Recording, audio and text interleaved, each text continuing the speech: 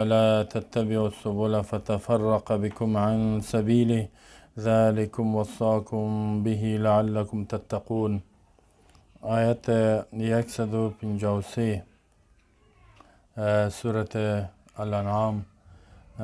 در این صورت گفتیم که آیت های بعدی در ارتباط توحید و الوهیت بیان شد. در آیت الله باز آیت های احکام نهی و امر و نهی از شرک بود، امر به عبادت و طاعت بود، به توحید بود. در بعض احکام دیگه هم که حقوق العباد بنده ها بود الله بیان کرد. حال داخل میگه که و ان هذا صراطی مستقیما فاتبعوا. یقینا الله میگه بدون شک هذا صراطی، اینمی احکام قوانین که بیان شد قرآن اشاره به قرآن است و تمام احکامش صراطی راه ما است. الله میگه مستقیما یعنی برابر است، واضح است، روشن است. انسان به هدف واقعی که الله تعیین کرده به هدف پاک میرساند، به خوشبختی میرساند، به نعمت و جنت ها. فتبعوه پس فقط تابعداری کنین امیر را، یعنی رای الله را. سعی کنین کامیابی در اتباع عمل میگه، عمل بکنین به این. اتباع در عمل میشود، تن و عقیده نمیشه. یعنی چیزی که الله دستور داده او را عملی کنین. یعنی از قرآن هم تابعداری میشه، از حدیث هم میشه. ولا تتبعوا السبل فتفرق. که در قرآن میگه فتبعوه در ارتباط پیامبر الله در سوره آل عمران میفرماید قل ان کنتم تحبون الله فاتبعونی. بگو اگر شما میخواین محبوب الله شوین، محبت با الله بکنین و الله شما را دوست بداره، فتبعونی تابعداری مرا کنین. تابعداری یعنی از قرآن سنت. اینجا هازا قرآن میگه، نی از پیامبر یعنی سنت پیامبر، فعلا هدایات پیامبر، امر و نهیش، اقوالش. فتبعونی یحببکم الله. الله باید محبت میکنه با امرایتان و یغفر لکم ذنوبکم، گناه شما را میبخشه. در اینجا الله میگه فتبعو تابعداری. یعنی قرآن تنهایی نیست که برای لفظش بخوانی خلاص معنایش یاد بگیرین. معنا و علم قرآن به این خاطر است که عمل کنین. ولا تتبعوا السبل تابعداری نکنین دیگر راه را. الله می غیر از راه مستقیم قرآن اسلام دیگر راه است. دیگر راه است، راه کفری است، و راه مثلا کمونیسم است، یا نظام است، قانون است، عقیده داره دیگر نظام، یا ایدئولوژی کاپیتالیسم است، سکولاریسم است، یهودیت است، نصرانیت است، مجوسیت است، هندویسم است، زرتشت است و بسیار ادیان باطله و بسیار نظام های کفری است. ولا تتبعوا السبل الله می تابعداری دیگر راه را نکنه، اجدار میته، خبردار. فتفرق بكم عن سبیلی و جدا میکند شما را از راه الله، یعنی دورتان میکند از دین الله، از نظام الله، تباه میشین، برباد میشین. این دیگه تا ایگام تا میگم من هم دموکرات هستم، هم مسلمان، هم اسلام قبول دارم، هم دموکراسی را. این مسلمان نیستی تو، این اسلام نیست، دموکراسی نظام کفر است. هم میگه کمونیسم قبول دارم، اشتراکیت قبول دارم، هم اسلام. چی میشه کافر میشی. چی میشه؟ هم یهودیت قبول دارم، هم مسیحیت قبول دارم، هم زرتشت قبول دارم و هم اسلام. کافر میشی، کفر هستی. ولا تتبعوا السبل الله میگه راه دیگر راه را تابعداری نکنین. فتفرق جدایتان میکنه شما را دین الله، کافرت میکنه. ذلکم وصاکم به لعلکم تتقون. الله میگه احکامی که بیان کردیم الله شما را حکم قاطع میکند، وصیت حکم قاطع میکند لعلکم تتقون، تا که شما متقی شوین، یعنی اجتناب بکنین از کفر، شرک، گناه ها و زشتی ها و با آنچه که الله دستور داده، قانون نازل کرده قرآن، با و عمل بکنین. متقین میره میگه که هر حکم الله را، هر قانونش عملی کن و از هر چیزی که الله حرام کرده، ممنوع کرده، از او اجتناب بکند. اینی را متقی میگه. حال می فرماید که شرح کتاب می و قولی و ان هذا صراطی مستقیما فاتبعوه ولا تتبعوا السبل فتفرق بكم عن سبیلی قال القرطبی. این تفسیر از این تفسیر آیت علامه قرطبی را قولش میاره. الجامع الاحکام بسیار یک تفسیر معتبر است. تمام احکام دی کتابش احکام قرآن تفصیلی بیان کرده تا حد زیاد.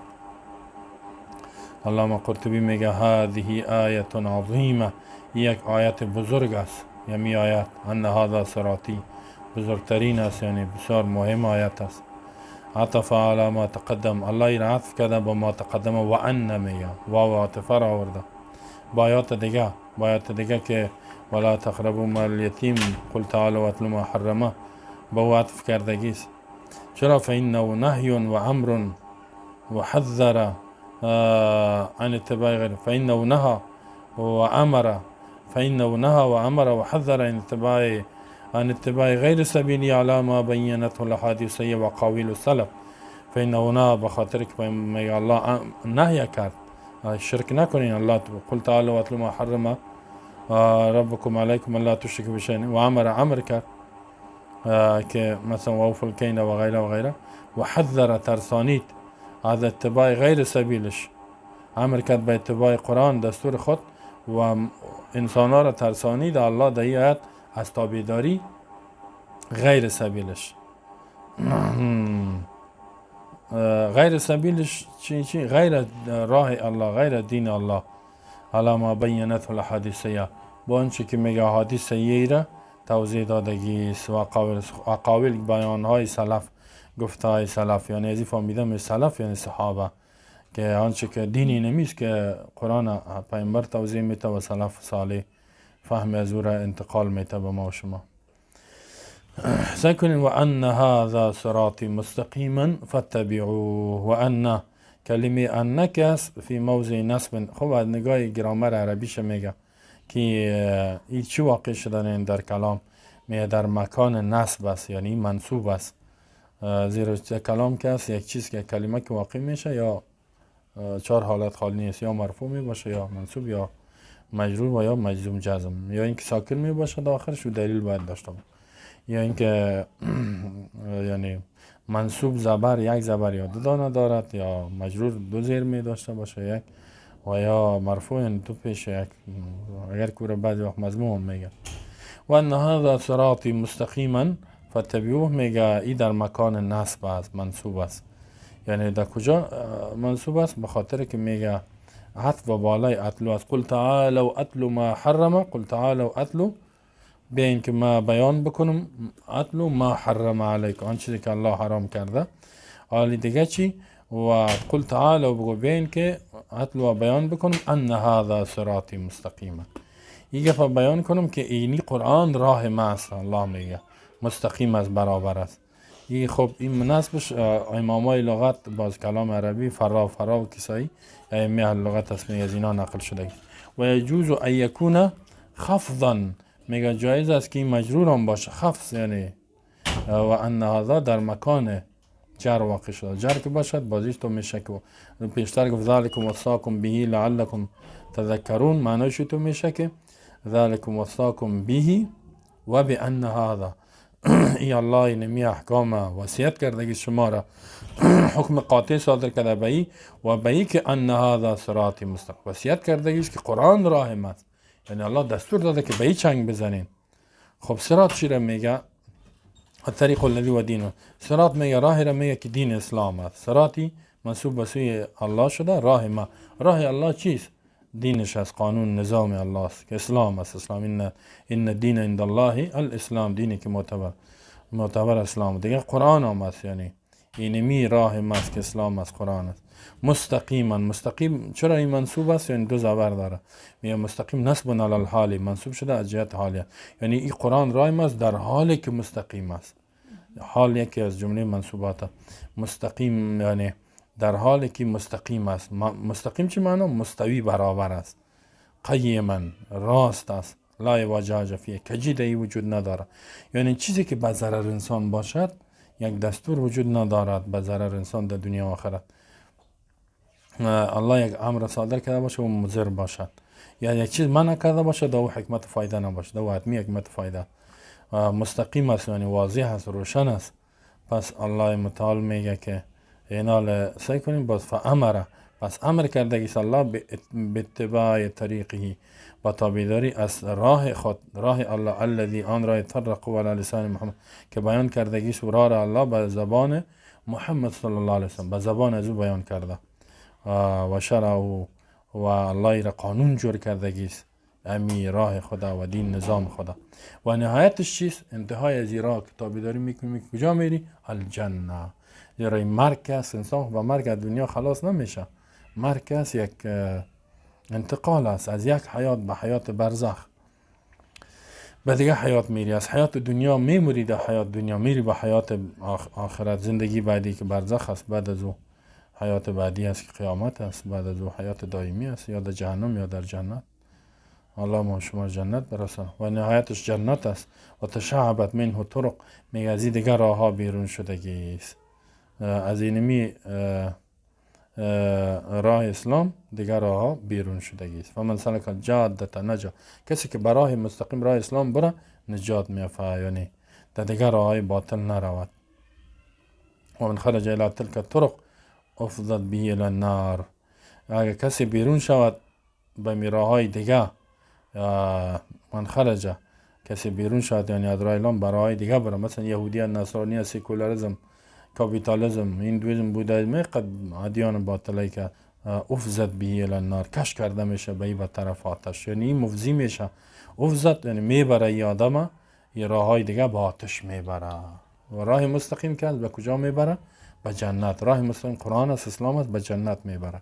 قال الله تعالی، الله در قرآن میفرماید ولا تتبعوا السبل فتفرق بكم عن سبیله، ولا تابعداری نکنید راه دیگر را غیر از راه اسلام. فتفرق یعنی تمیل و مایل میکنه شما را، جدا میکنه شما را، کم شما را عن سبیل، از راه الله، دین الله. خب این آیت ترجمه و تفسیر و تراکیب ایش بیان کرد.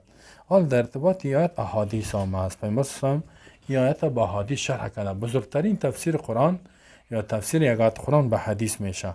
حالا یک حدیث براتون بیان میکنه صاحب کتاب به فتح المجید، میگه ورا الامام احمد والنسائي والدارمي وابن أبي حاتم والحاكم وصحه عن ابن مسعود رضي الله عنه قال خط رسول الله صلى الله عليه وسلم خطا بيده ثم قال هذا سبيل الله مستقيما، ثم خط خطوطا عن يمين ذلك الخط وعن شماله، ثم قال وهذه سبل ليس منها سبيل إلا وعليه شيطان يدعو إليه، ثم قرأ وأن هذا صراط مستقيم فاتبعوه ولا تتبعوا السبل على من مجاهد ولا تتبعوا السبل ولا قال البدع والشهوات. سکنین در ارتباط از این حدیث بسیار زیبا پیامبر بیان کرده.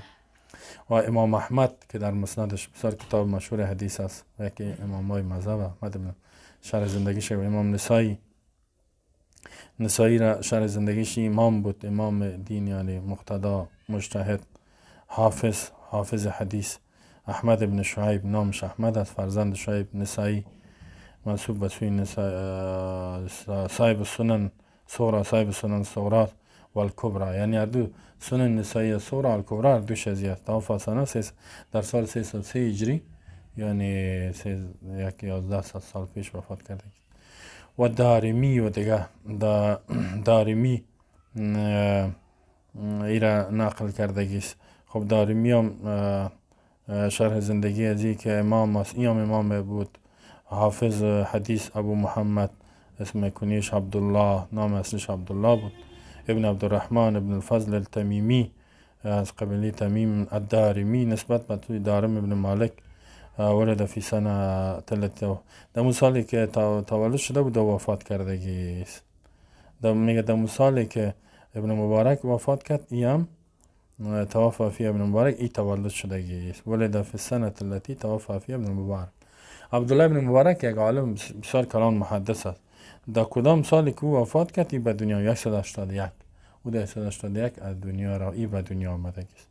و در این وفاتش در سال 255 هجری، یعنی 12 سال پیش، یوم ترویح و دفن یوم روز عرفه، یوم ترویح همی روز 8 ذوالحجه که حاجیان میروند، در این روز وفات کرده و در روز عرفه و دفن شده است.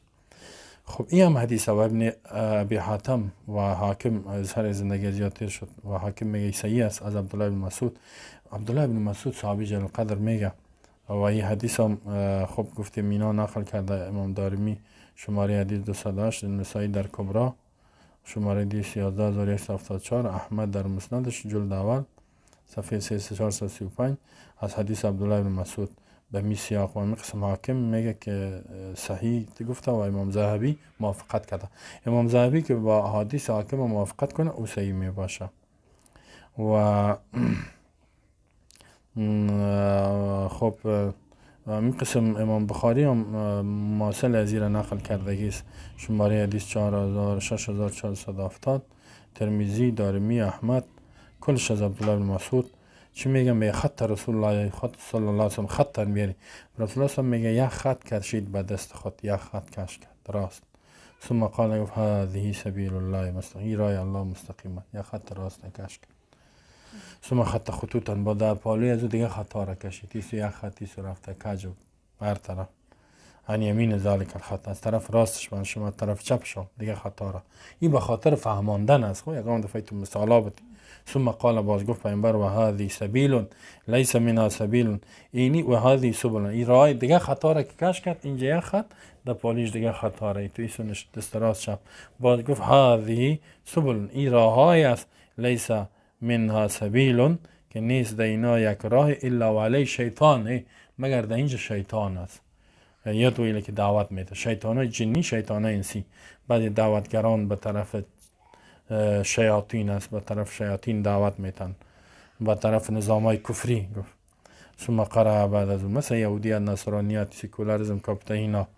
ثم قرأ بعد از قرائت کرد که وان هذا صراط مستقیم فتبینی، راه مز مستقیم قرآن اسلام، فتبیو تابعداری از ایرا کنین اگر میخواین گمراه نشین، ولا تتبعوا سبل، در این راه دیگه نروین، تابعداری از ایرا نکنین. خب این و مجاهد رحمه الله شاگرد عبدالله بن عباس میگه ولا تتبعوا سبل قال البدع و شهوات، یعنی تابعداری بدعت ها. سبل چی؟ بدعت ها، شهوات.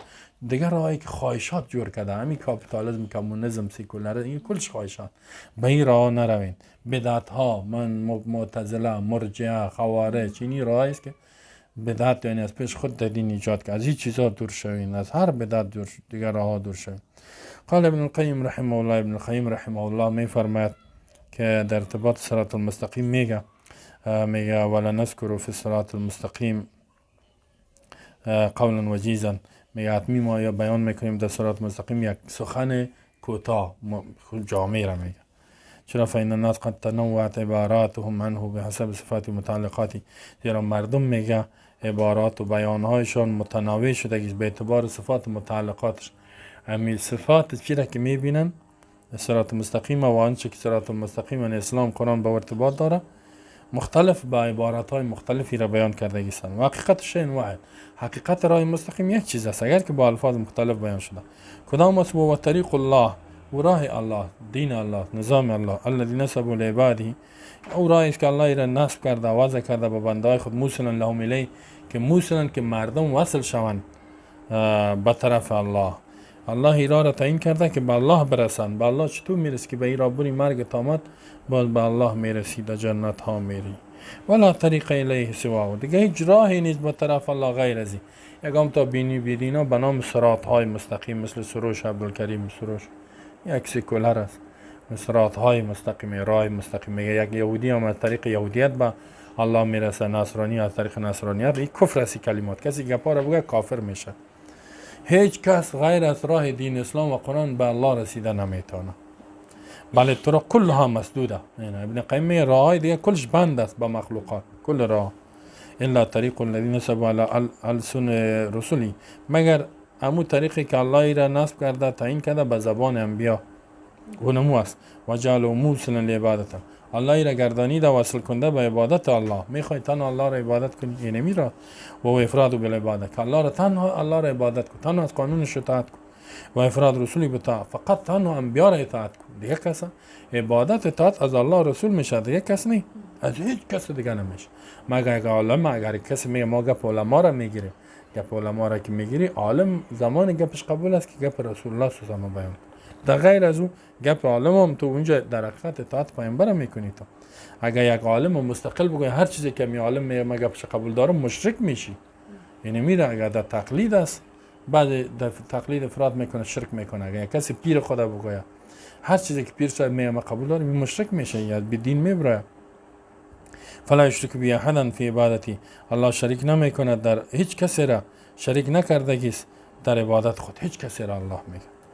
ولا یشرک برسول صلی احدا فی طاعته، یعنی که فلا یشرک، شریک نکند امی انسان با الله هیچ کسی را در عبادت خود، هیچ کسی را غیر از الله هیچ کسی را عبادت اطاعت نکنه و کسی را با رسول الله در اطاعت شریک نکنه. صحیح کنید. ولی یگام تا میگه که نه ائمه دین غیر امام صاحبی تو، امام صاحبی پیامبر اینطور گفت، امام صاحب گپ پیامبر را بیان کرد، عالم گپ پیامبر را بیان کرد، عالم گپ الله را بیان، اینی تو بگوید امام صاحبی تو گفت، فلانی صاحبی تو گفت گپ.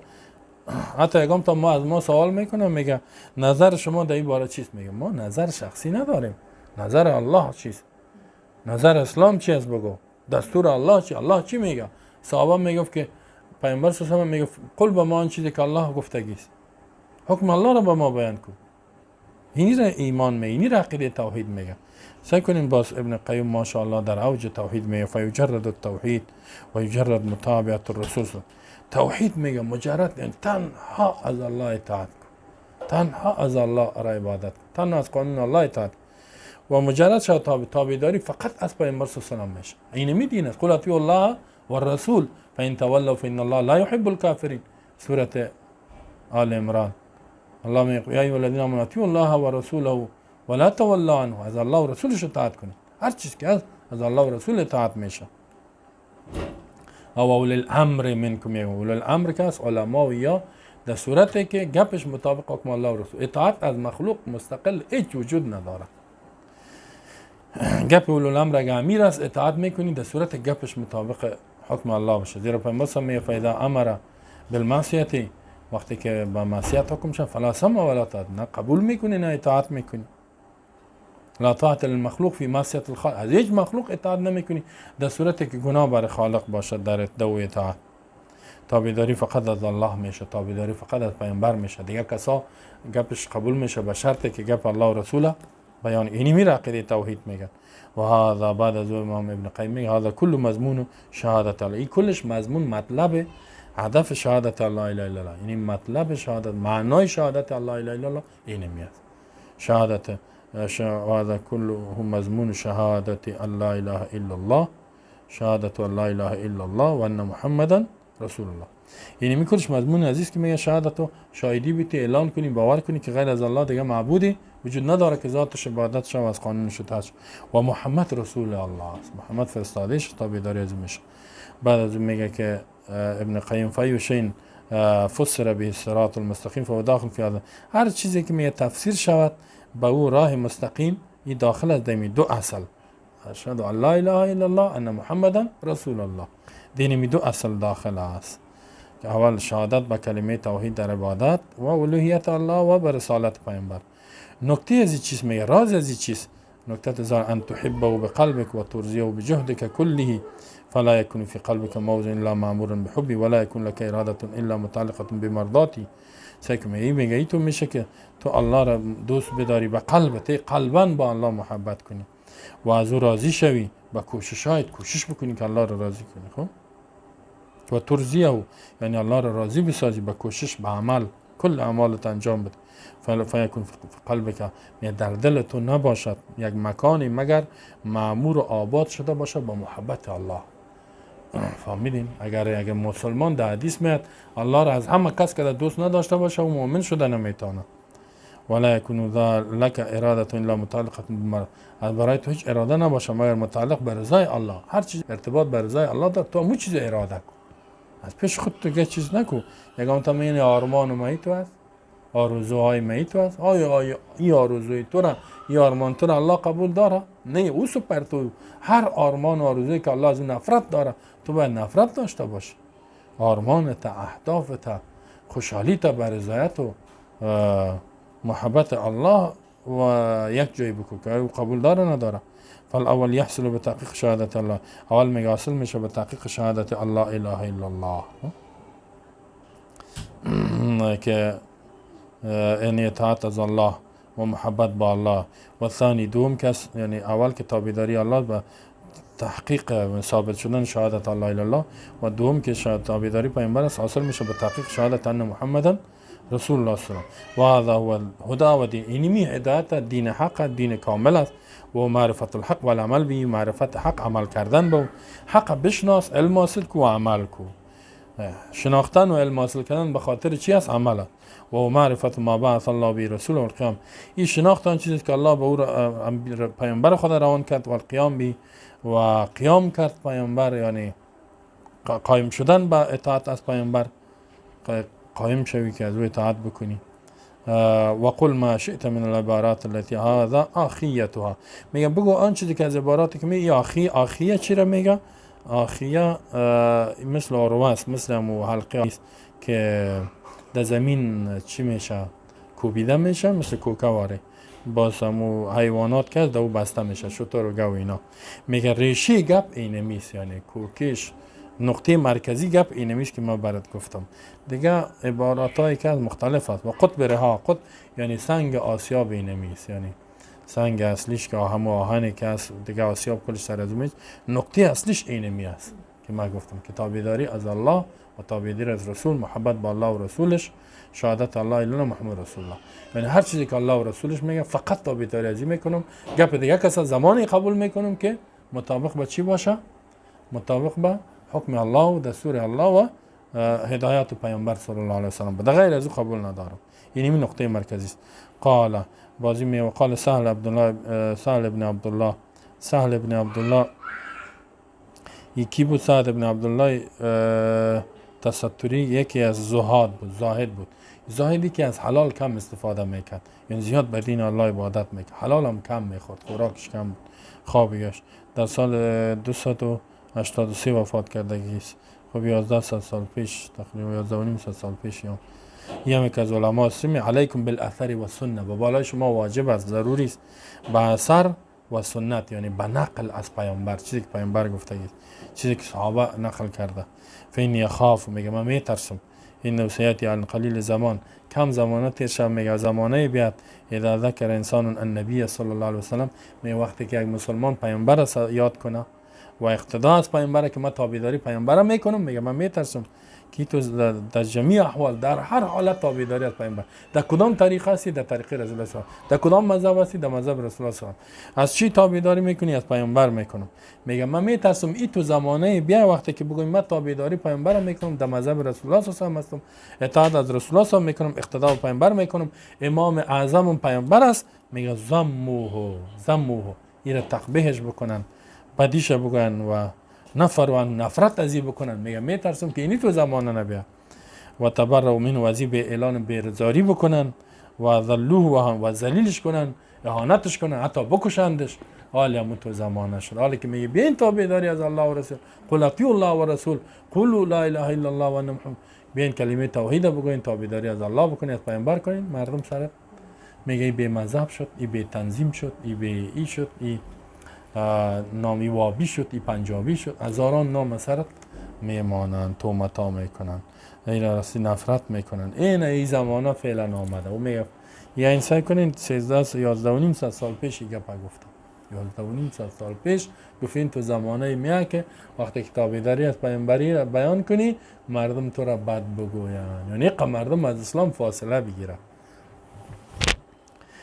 اینا سعی کنیم که قال ابن مسعود میگه، عبدالله ابن مسعود میگه که در متن کتاب من اراد ان ينظر الى وصیت محمد صلی الله علیه وسلم التي عليها خاتمه فليقرأ قوله تعالى قل تعالوا واتلوا ما حرم ربكم عليكم ولا تشركوا بشيء الى قول وان هذا صراط مستقيما الآیه. سعی کنیم میگه عبدالله ابن مسعود گفت که کسی اراده میکند، قال ابن مسعود، عبدالله ابن مسعود کی بود؟ خب ایره ما قبلا هم گفتیم، اینا ابن مسعود کس امام حافظ فقیه قائد رسول ابن مسعود یہ قبلا بیان شده که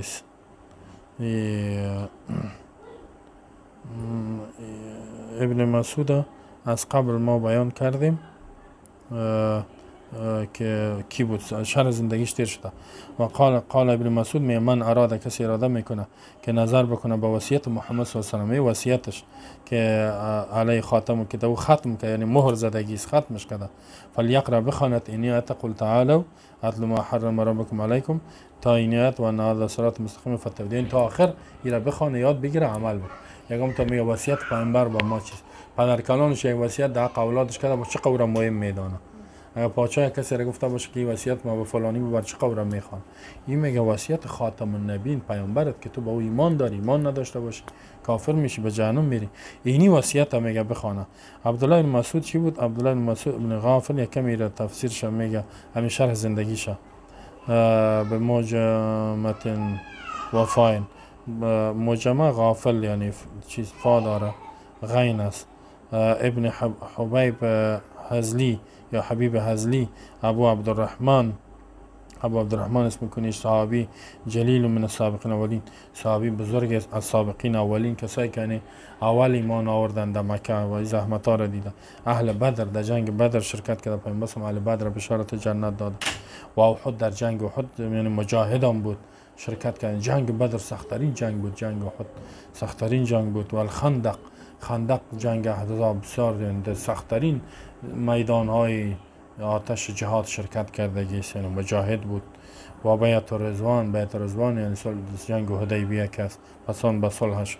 در اونجا که الله اعلان رضایت کرد، لقد رضی الله عن المؤمنین اذ یبایعونک تحت الشجره. الله میگه راضی شدم از مؤمنینی که در زیر درخت با تو بیعت کرد. یک عبدالله بن مسعود و این خاطر بیعت رضوان میگه. و من کبار علمای بزرگان علمای صحابه، در صحابه عامی هم داشت، عالم هم در علمایش از جمله بزرگانش. میگه امر عمر علی الکوفه، عمر رضی الله عنه خلیفه دوم ایرا امیر تعیین کرد در کوفه که شهرهای در عراق. و مات سنه 32 و در سال 32 هجری رضی الله عنه وفات کرده است. این چی میگه؟ این میگه اگر کسی میخواد به وصیت پیامبر سعی کند، اینی را بخونه. و هذا الاثر میگه این اثری را که ابن مسعود گفته است، رواه ترمذی، امام ترمذی را نقل کرده و حسن گفته، یعنی به درجه که مقبول است. و ابن المنذر اینی باز. ابن المنذر امام حافظ فقیه محمد ابن ابراهیم اصل نامش، فرزند منذر، صاحب کتاب تفسیر واجب، کتاب تفسیر هم داره، کتاب الاجماع هم داره و غیره. در سال 242 در نیساپور به دنیا آمدگی است و در سال 311 هجری وفات کرده. در 242 در دنیا آمده، یعنی قرن 3، در قرن 4 وفات کردگی 318 وایل و قیل گفته شده 319 وفات کردگی است. یا واقعا یک از علمای بزرگ است، کتاب حدیث داره. در او آورده ابن ابی حاتم و طبرانی. ابن ابی حاتم گفتیم، طبرانی امام حافظ مسند عصرش یعنی بخی معتمد بود. ابو قاسم سلیمان ابن احمد اللخمی شامی الطبرانی صاحب معاجم ثلاثه، معجم وسیط، معجم صغیر، معجم کبیر داره. توفی سنه 360 در سال 300 قرن 4 این وفات کردگی است. این هم در کتاب خود آوردگی است. و قال بعض میگه معنیش چی است؟ من اراده کسی که اراده داره، مسلمانی که نظر بکنه به وصیت پیامبر، یعنی گپای مهمش، اما وصیتی که او را نوشته کرده، کتبت و ختم علیه، ختم کرد، مهر زدگی است. فلم تغیر، ختم چی معنی؟ این تغییر نمیخواد، لم تبدل نمیشه، کسی تغییر داده نمیتونه. فلیقرأ بخواند قول تعالی، قل تعالوا الى آخر الآیات، اینی سی آیات بخوانه و عمل کن. شبه بالکتاب میگیره با کتاب تشبیه داد، الذی کتب که نوشته میشه، ثم ختم بعد مهر زده میشه، فلم یزد فیه ولم ینقص، نه کم میشه و نه زیاد میشه. چرا؟ فإن النبی صلی الله علیه و آله لم یوصی الا بکتاب الله، زیرا پیامبر وصیت نکرده بود مگر به کتاب الله. مثل که در حدیثی که کما قال فی ما رواه مسلم آوردگی است، روایت میکنه آخری حدیث است که میگه و اینی تارک فیکم ما این تمسکتم بی لم تضلوا، ما ترک میکنم، میگه باقی میمانم بعد از خود به شما چیزی را که اگر شما با چنگ بزنین هیچ گمراه نمیشه. تمسک چی را میگه؟ یعنی یاد گرفتن، عمل کردن. کتاب الله که کتاب الله است. وقد روی عباده ابن صامت میگه ایره قد روا عباده ابن صامت قال رسول الله صلی الله علیه و سلم، عباده ابن صامت میگه ایره نقل کرده که رسول الله صلی الله علیه و سلم گفت ایکم یباینو علی هؤلاء الآیات الثلاث، کدام شما بیعت میکند به همراه ما به می 3 آیت. ثم تلا باز خوان میگه این آیات ها را، قوله قل تعالوا اتل ما حرم ربکم علیکم، اینی را خوان. دوستا این آیات ها را خوب گوش کنین، خوب عمل کنین. حتی فرق من الثلاث الآیات، تا 3 آیت فارغ شد. ثم قال، گفت پیامبر، من وفا بهن فاجر علی الله، کسی به وفا کنه عمل کند، عشرش به عشرش به الله. و من انتقص منهم شیئا، کسی کم کنه از یک چیزی را، فادرک الله به فی الدنیا، الله را بگیرد در دنیا، یعنی عذابش بده. این زنا کنه جزا، یا قتل بکنه جزا، نکانت عقوبت، این جزایش در دنیا است. و من اخره الا اخره، کسی که الله تاخیر کرد با آخرت کان امر الی الله، یعنی اگر در دنیا جزا ندید امرش با الله، کارش انشاء اخذ، و اگر بخواد او را میگیریش، و انشاء عفا عنه، اگر بخواد عفش میکنه، یعنی در آخرت. رواه ابن ابی حاتم، ایره ابن ابی حاتم و الحاکم و صح و صحیح گفته، و محمد ابن نصر در اعتصام ایره نقل کردگی است. خب محمد ابن نصر هم یکی از علمای بسیار بزرگ است که عباده ابن ثابت در این جامعه، یک محمد ابن نصر، عباده ابن ثابت کی بودی؟ شرح زندگی چیز که صحابی جلیل القدر بود. عباده ابن ثابت یکی از نقبا، یکی از بزرگای اهل مدینه بود، شاید در جنگ بدر شرکت کردن یا مجاهد بود. و ما بعدش با وجه عمر الشام، عمر زمان به شام روانش کرده بود، حالا سوریه که میگه قاضی بود، معلم بود و در سال 35 هجری در فلسطین وفات کرده است. و محمد ابن نصر کیست؟ امام محمد ابن نصر ابو عبدالله مروزی فقیه در سال 202 به دنیا آمده است و در سال 294 در سمرقند وفات کرده است. یعنی این هم محدث است، در اعتصام کتاب شد، در اونجا آوردگی سی حدیثه.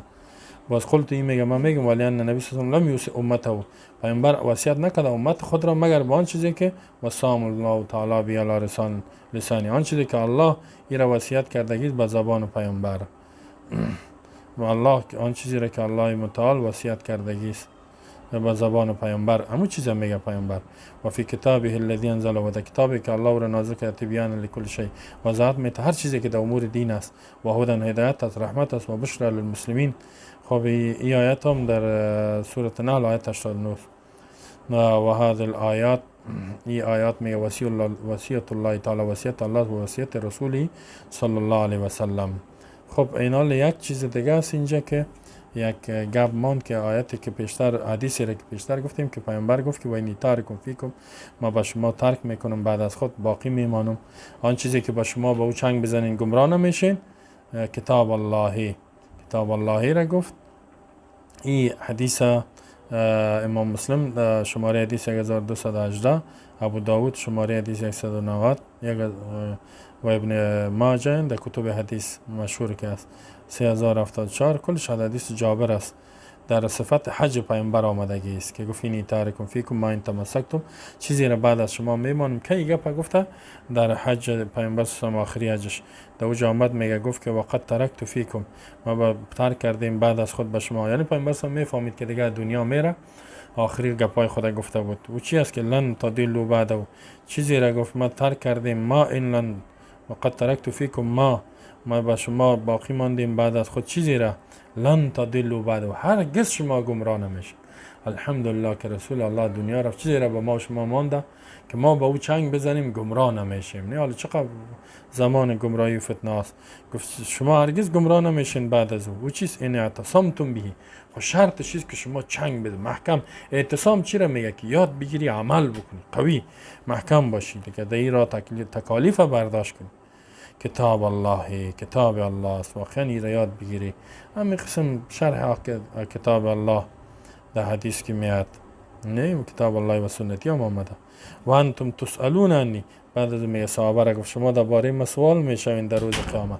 سعی کنیم مسلمانایی که در زندگی پیامبر صلی الله علیه و آله در صحابه را گفت شما و انتم تسالون عنی فما انتم قائلون، شما درباره من سوال میشین در روز قیامت، چی جواب میتین؟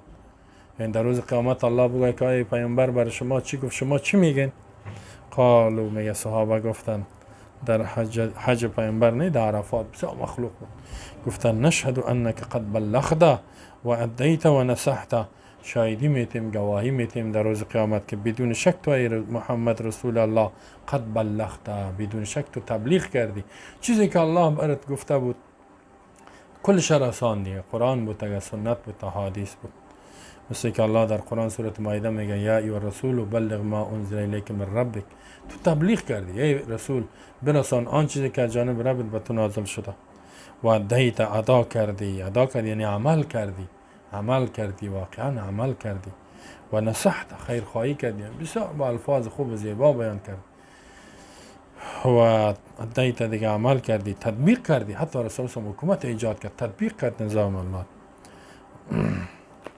بعد از فقال، میگه گفت پیامبر، اشاره کرد به اصبع سبابه یرفع السما، می اشاره کرد به ما انگشت سبابیش انگشت که ما و شما شاهدی میتیم نه، شهادت هم میگه، بلندش میکرد به طرف آسمان و یعنی که تو الان میگه به طرف مردم پایینش میکرد، اشاره میکرد، گفت که اللهم اشهد اللهم اشهد اللهم اشهد 3 مرتبه گفت یا الله شاهد شو، یا الله گواه شو، یا الله گواه شو. یعنی که من دین چیزی را که تو مرا مکلف کرده بودی کلش مکمل درست هم قسمی که بود رساندم. خب او حدیث یعنی در حدیث صحیح و قوی است، در کتاب های مختلف است و ما شرحش گفتم. یه حدیث بعدی که عباده بن صامت روایت کردگی است که پیامبر هم گفت کدامتان بیعت میکند به این آیت؟ آیه چطورست؟ این حدیث به درجه حسن است. امام حاکم جلد 2 صفحه 318 است، حدیث عباده بن صامت آورده و امام حاکم باز میگه که صحیح است. محدث امام ذهبی هم به امرش موافقت کرده و قرار. و ابن کثیر در تفسیر خود آوردگی جلد 2 صفحه 399 و نسبتش به ابن ابی حاتم داده، مدارش به سفیان بن حسین. حافظ در تقریب میگه سقط مگر در زهری. خوبی هم از طریق زهری حدیث حسن است، یعنی اگر که بعضی او را صحیح گفتگی است خب حدیث به درجه حسن میرسه. شیخ عبدالقادر ارناؤوط هم را حسن گفته، صحیح گفته، در ترجمهش در میزان آمدگی است. خب همین حدیثی که بیان شد حسن و صحیح، یعنی که بعد از این پیامبر هم گفت که به این کتاب الله چنگ بزنین، به سنت نبی چنگ بزنین و به این عمل کنین. یا آخری گپای پیامبر صلی الله علیه و سلم بود. الله توفیق عمل به ما شما را نصیب کنه. و صلی الله علی نبینا محمد و علی آله و صحبه اجمعین.